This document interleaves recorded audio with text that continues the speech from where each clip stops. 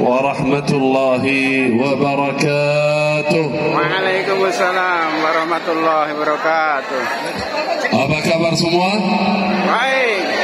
Alhamdulillah, luar biasa. Alhamdulillahi rabbil alamin. Allahumma salli wa sallim ala sayyidina Muhammad wa ala alihi wa sahbihi ajma'in. Amma ba'd. Yang kami hormati, kami muliakan keluarga kami sebenarnya, Bapak Haji Muhammad Ali wa Hajjah Fatmawati. Itu boleh saya sebutkan keluarga. Baru kemarin ketemu di Makassar, alhamdulillah makan coto, ya alhamdulillah. Udah ada cotonya. Iya, itu karena itu saya datang hari ini, bukan ceramah ya. Hari ini bukan ceramah ya, Bapak Ibu, cuma sebentar saja saya berdoa semoga ya Rabb seluruh jamaah yang hadir dipanggil oleh Allah ke tanah suci ya Rabbal alamin. Amin ya Rabbal alamin. Kami hormati, kami muliakan Bapak Haji Prof. Sarwidi bersama istrinya dan seluruh tamu undangan, khususnya para sponsor yang luar biasa hari ini. Saya nggak bisa sebutkan satu persatu, tidak mengurangi rasa hormat ta'zim kepada semua, khususnya para jamaah semua. Dia datang dari jauh-jauh ingin hadir acara grand opening ya Toyota. Menurut saya jamaah yang hadir acara seperti ini rindu ke Baitullah Makkah dan Madinah. Karena hubungan acara ini dan haji dan umrah. Semoga ya Rabb seluruh jamaah yang hadir di majlis ini, di tempat ini, bisa pergi ke tanah suci Makkah dan Madinah. Amin ya Rabbal alamin. Ini salah satu cara Bapak Ibu kalau ingin ke tanah suci selalu berdoa. Doa adalah senjata seorang mukmin. Jangan sampai putus asa. Jangan merasa gak bisa ke tanah suci. Kalau kita bersama Allah yang Maha Kuasa, Allah yang Maha Bisa, insya Allah apapun harapan kita, insya Allah bisa dengan izin Allah. Walaupun merasa punya dana, walaupun merasa mampu, jangan tinggalkan doa. Karena keberangkatan kita ke tanah suci bukan karena mampu. Banyak orang yang mampu tapi nggak pernah berangkat ke tanah suci. Betul? Tadi ketika tanya Pak Muhammad Ali, kira-kira yang sudah siapkan dananya, nggak ada yang angkat tangan. Saya yakin banyak orang yang mampu tapi belum berpikir ke tanah suci. Kemarin saya ketemu seorang pejabat kaya, setiap tahun pergi ke luar negeri, ke mana-mana. Ke tanah suci belum. Sampai beliau pernah ke Dubai. Saya bilang, Dubai? Iya, Dubai kan dekat kan, tinggal naik pesawat 1,5 jam, udah bisa 1 hari umrah balik lagi. Tapi belum ke tanah suci. Saya bilang, saya sama beliau, saya dekat beliau sama saya tutup, saya bilang, Pak, kira-kira apa yang menghalangi Bapak dari tanah suci? Apa kira-kira kesalahan kita sampai Allah tidak ingin orang itu pergi ke tanah suci? Mampu, waktu, sehat. Tunggu apa kita ke sana? Jujur saja, baru minggu ini saya baca satu hadis. Belum pernah saya baca hadis ini. Kaget, getar hati saya ketika saya membacanya. Nabi sallallahu alaihi wasallam bersabda dalam hadis sahih, qala istamti'u bihadzal bait. Nikmati lah rumah Allah Ka'bah.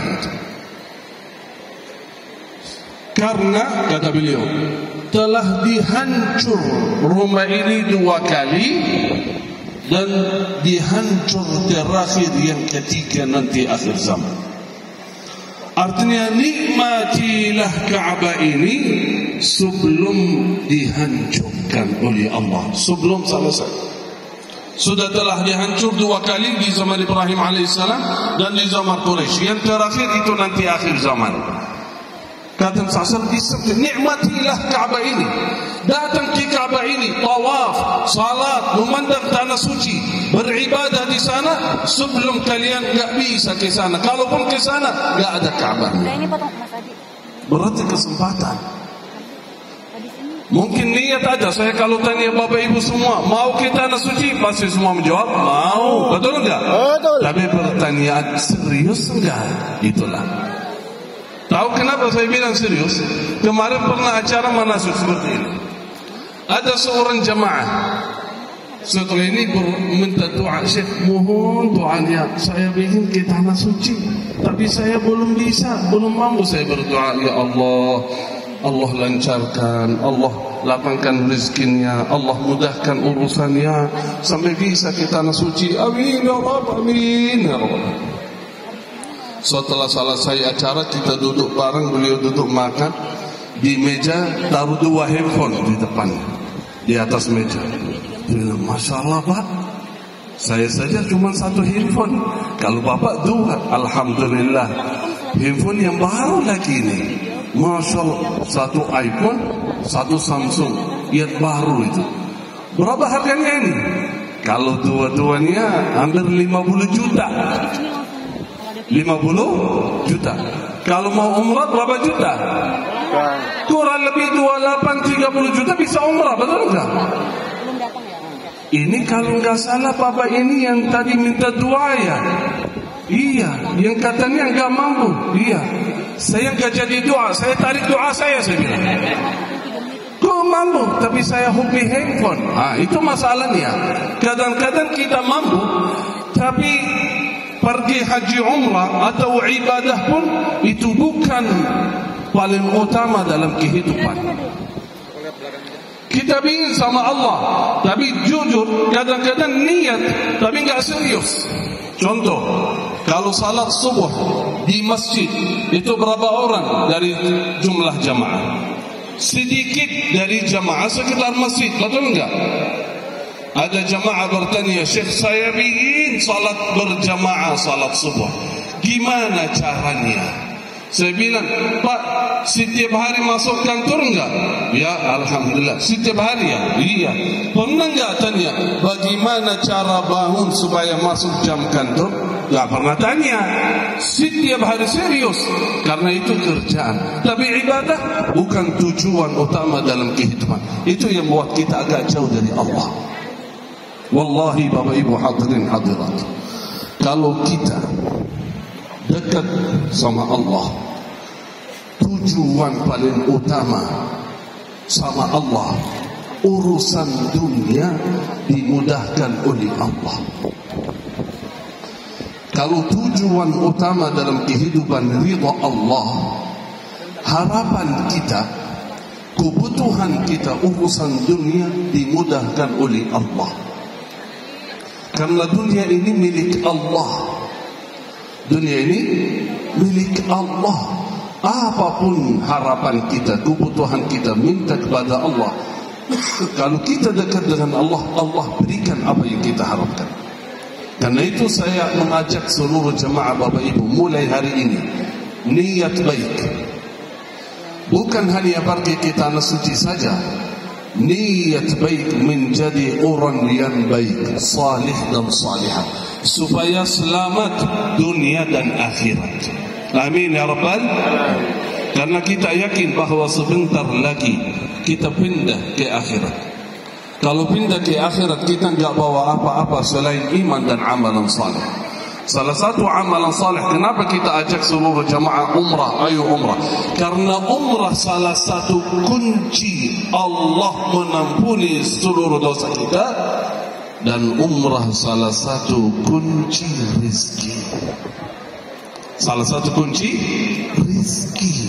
Nabi SAW bersabda dalam hadis sahih, umrah itu menghilangkan kefakiran.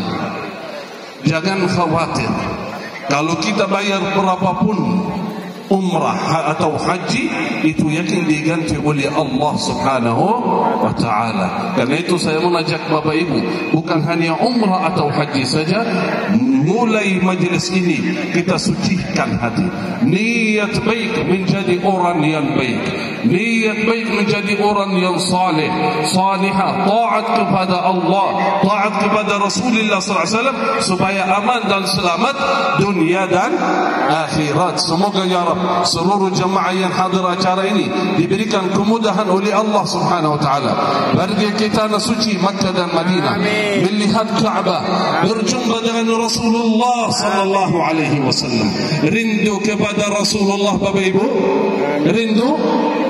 Kalau pergi ke Madinah, sering saya bilang sama jemaah, bukan sekedar ziarah saja keliling, tapi setiap orang yang masuk kota Madinah dan dekat dengan makam Rasulullah sallallahu alaihi wasallam, memberikan salam dan salawat kepada beliau, pasti Rasulullah kenal baik siapa fulan atau fulana itu. Ini sekarang Bapak Ibu datang dari jauh-jauh. Ada yang dari Makassar, ada yang dari Sukabumi, ada yang dari Bogor, ada yang dari Surabaya, ya. Kalau misal kita tahu bahwa di Madinah ada Rasulullah sallallahu alaihi wasallam, mau ke sana enggak Bapak Ibu? Kalau kita yakin bahwa di sana Rasulullah ada, masih hidup, pasti kita mau walaupun menghabiskan seluruh harta kita untuk jumpa dengan beliau sallallahu alaihi wasallam. Nabi sallallahu alaihi wasallam bersabda, "Qal, ada kaum dari umatku yang mereka ingin bertemu dengan saya walaupun menghabiskan hartanya." Semua hanya ingin bertemu Rasulullah SAW. Yakin Bapak Ibu, setiap orang pergi ke Madinah, saat berdiri dekat makam Rasulullah SAW, biasa kita mengucapkan salam. Kita praktik sekarang, kita praktik. Ini sekarang banyak yang belum ke sana, betul enggak? Ayo kita merasa ya, bayangkan kita sudah di tanah suci di Makkah atau di Madinah. Kita di depan makam Rasulullah sallallahu alaihi wasallam, dianjurkan mengucapkan salam. Gimana caranya? Assalamu alayka ayyuhan nabiyyu wa rahmatullahi wa barakatuh. Itu saja. Ayo kita sama-sama. Assalamu alayka ayyuhan nabiyyu wa rahmatullahi wa barakatuh. Saat kita mengucapkan salam, yakin Rasulullah sallallahu alaihi wasallam membalas, menjawab salaman kita. Beliau menjawab berkata, "Wa alaikassalam ya fulan ibn fulan. Wa alaikassalam ya fulana binti fulan." Begitu jawabannya. Berarti Rasulullah kenal saya? Ia kenal. Rasulullah tahu nama saya? Ia tahu. Tadi saya berdiri, saya mau sebutin nama-nama tamu undangan, semua saya enggak hafal. Rasulullah tahu satu persatu siapa yang memberi salam sampai beliau menjawab salaman kita. Dalam hadis sahih, Nabi sallallahu alaihi wasallam bersabda, siapapun yang memberi salam kepadaku, assalamu alayka ayyuhan nabiyyu wa rahmatullahi wa barakatuh, kata Rasulullah, Allah menghidupkan ruh, Allah mengembalikan ruh kepada jasadku, kata sallallahu alaihi wasallam. Untuk apa? Untuk menjawab salam dari si fulan atau fulana. Ya fulan, ya fulana, wa alaikissalam. Luar biasa. Berarti nanti yaumul qiyamah, saat kita masuk surga, Rasulullah melihat wajah bapa dan ibu, kenal. Oh, ini fulana, ini fulan. Oh, Rasulullah kenal saya? Ya kenal. Baru pertama kali ya Rasulullah saya jumpa. Dia kan sering datang memberi salam dan salawat. Dari situ saya kenal fulan dan fulana. Beruntunglah orang yang dikenali oleh Rasulullah sallallahu alaihi wasallam. Bukan dia saja yang beruntung, orang tuanya beruntung. Kata ulama, orang yang berbakti baik kepada orang tua, berbanyaklah salawat dan salam kepada Rasulullah SAW. Kenapa? Karena Rasulullah menjawab salam, ya fulan ibnu fulana atau ibnu fulan, sebutkan nama orang tuanya. Berarti kalau saya mengucapkan salam, Rasulullah menjawab menyebutkan nama saya dan orang tua saya. Karena itu beruntunglah yang disebutkan nama orang tuanya dari mulut yang tahir, yang dan suci, Rasulullah sallallahu alaihi wasallam. Semoga ya Rabb kita jumpa dengan beliau di Madinah, jumpa dengan beliau di surga Allah subhanahu wa ta'ala. Mari kita baca salawat, baca salam kepada beliau di majlis ini. Semoga yang disampaikan kepada beliau sallallahu alaihi wasallam. Sallallahu ala Muhammad, sallallahu alaihi wasallam.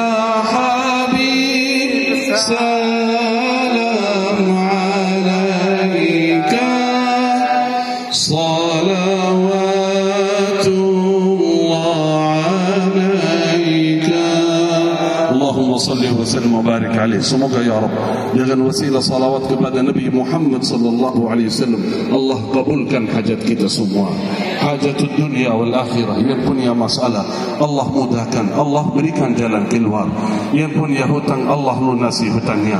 Yang penyakit atau sakit Allah sembuhkan, Allah sihatkan badannya. Semoga ya Rabb kita yang berjumpa di majlis ini berjumpa lagi di tanah suci ya Rabbal alamin, dan berjumpa lagi di surga Allah subhanahu wa ta'ala. Amin ya Rabbal alamin. Mungkin Bapak Ibu belum pernah ke tanah suci, mari kita sama-sama talbiyah juga.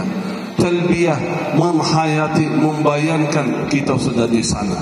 Kita lagi bukan di Jakarta Pusat, bukan di Cempaka Mas, tapi di tanah suci. Bayangkan. Karena itu kata ulama, kalau kita mengharapkan sesuatu, kita harus memiliki husnuzan, berprasangka baik terhadap Allah. Kita merasa tidak bisa, tapi kita husnuzan, berdoa, ikhtiar, berusaha, insya Allah bisa. Atas izin Allah bisa. Kita baca talbiyah, kita belum pernah ke sana. Kita belum pernah talbiyah berjamaah. Ayo kita sama-sama talbiyah saat ini. Harapan kita, ya Allah, saya di Jakarta ini bukan di tanah suci, tapi harapan saya nanti ya Allah bisa talbiyah bareng di tanah suci ya Rabbal alamin. Amin ya Rabbal alamin. Labbaik Allahumma labbaik, labbaik Allahumma labbaik, labbaik la syarika lak labbaik, labbaik la syarika lak labbaik. Innal hamda wan ni'mata لك والملك لا شريك لك لبيك اللهم لبيك لبيك لا شريك لك لبيك إن الحمد والنعمة لك والملك لا شريك لك لبيك اللهم لبيك لبيك لا شريك لك لبيك إن الحمد والنعمة لك والملك لا شريك لك. Semoga ya Rabb kita bisa talbiyah di tanah suci. Amin ya Rabbal alamin. Apa arti labbaik? Labbaik artinya kita menerima panggilan Allah. Karena Allah memanggil kita tanah suci, kita mengucapkan labbaik. Dari lubuk hati kita mengucapkan labbaik ya Allah. Saya siap ya Allah. Saya siap datang ke tanah suci. Saya menerima panggilan-Mu ya Allah. Itu artinya labbaik. Kita menerima panggilan yang kita cintai, Allah Subhanahu wa ta'ala. Semoga ya Rabb Allah mudahkan bagi seluruh jemaah Bapak Ibu kita tanah suci. Amin ya Rabbal alamin. Apalagi dengan cara yang sangat mudah. Ini tadi banyak program dari Pak Haji Muhammad Ali, luar biasa. Berarti bisa beberapa cara untuk pergi ke tanah suci. Atau apalagi dari Amitra, itu salah satu cara yang syariah, insya Allah bisa pergi ke tanah suci. Misal kayak beliau yang cerita itu, sering ada jemaah yang takut karena sering ada berita teleponnya kabur, gagal berangkat. Boleh, jangan bayar dulu. Boleh melalui Amitra, saya bayar, setelah pulang langsung bayar, bisa. Saya nggak mampu, saya bisa berbulan cicil, ya bisa. Berarti nggak ada alasan. Ya mungkin banyak, termasuk saya. Kemarin saya mau beli mobil, saya nggak bisa sekaligus sekian. Saya beli cicil, ya bisa. Kita pakai, kita berangkat umrah, kita berangkat haji. Setelah pulang 1 tahun 2 tahun, kita insya Allah bayar cicil sampai selesai. Kita berdoa di sana, ya Allah mudahkan, ya Allah luaskan. Siapa yang tahu kunci rezeki diijabah oleh Allah Subhanahu wa ta'ala saat kita di tanah suci. Doa kita di Makkah mustajab, apalagi di Madinah. Semoga Allah mudahkan urusan kita semua Bapak Ibu. Semoga semua yang datang dari jauh-jauh maupun dari dekat, Allah ijabah hajatnya. Amin. Allah kabul harapannya. Semoga ya Rabb seluruh jemaah yang hadir, Allah mudahkan kita semua pergi ke tanah suci Makkah dan Madinah. Amin ya Rabbal alamin. Terima kasih. Barakallahu fikum. Jazakumullah khair. Itu saja dari saya. Semoga ya Rabb bermanfaat. Amin ya Rabbal alamin. Ikuti saya. Allahumma inni as'alukal jannah. Allahumma inni as'alukal jannah. Allahumma inni as'alukal jannah. Amin ya Rabbal alamin. Saya suka setiap acara ceramah saya tutup dengan doa ini. Kenapa? Karena dalam hadis, siapa yang membaca doa ini 3 kali didoakan oleh surga.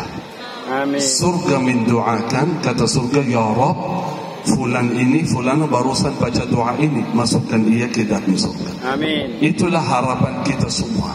Barusan kita baca sama-sama 3 kali, yakin surga mendoakan kita, ya Rabb masukkan seluruh jemaah ke dalam surga ya Rabbal alamin. Amin. Karena itu insyaAllah dengan iman dan yakin husnul dhanni billah, kita yang berjumpa di acara Biyota hari ini, berjumpa lagi di surga Allah Subhanahu wa ta'ala. Amin ya Rabbal alamin. Terima kasih. Saya mengucapkan selamat kepada Ibu Fatma dan Pak Haji Ali atas kantor baru cabang di Jakarta. Semoga sukses, semoga berkah, selalu menjaga amanah melayani jamaah haji dan umrah. Amin ya Rabbal alamin. Barakallahu fikum. Assalamualaikum warahmatullahi wabarakatuh. Waalaikumsalam warahmatullahi wabarakatuh. Masya Allah, terima kasih Syekh atas tausiah yang disampaikan barusan, sangat menyentuh ya kaumi dan menggugah. Terima kasih saya ucapkan kepada Syekh atas ilmu, doa dan bimbingannya.